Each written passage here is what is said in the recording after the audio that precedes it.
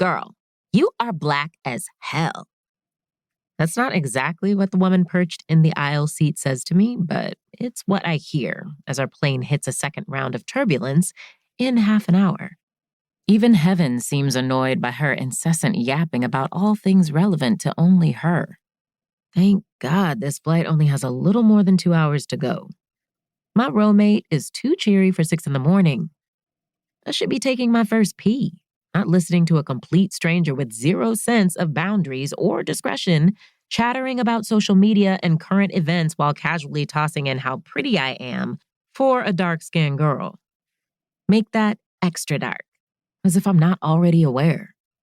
Her thin lips latch onto the rim of her styrofoam coffee cup as she flips her bright red curls, utterly oblivious of how insulting her backhanded compliment really is.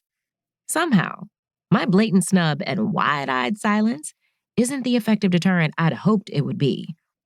Now she's circling from waxing about visiting her elderly grandfather for a spell in Frisco, Texas, back to her fascination with my skin.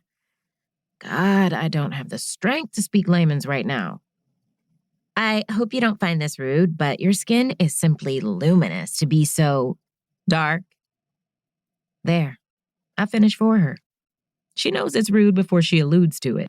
My submissive face takes over as I lean against the window, observing her green eyes grow into saucers and soak up all this darkness in awe. Makes you want a Snickers, huh?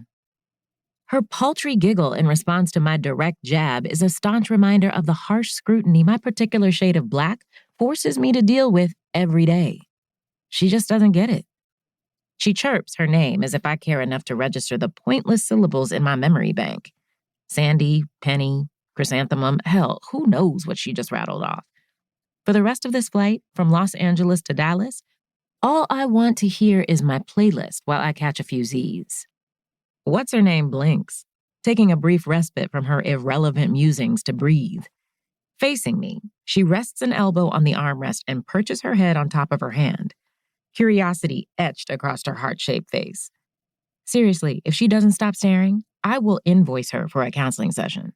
Sis acts like my skin's giving her third world healing. Your braids are so unique, she sings loud enough to provoke the passengers occupying the rows in front of and behind us to indiscreetly investigate for themselves, as if I can't see them squirming in their seats just enough to judge whether her assessment's on point.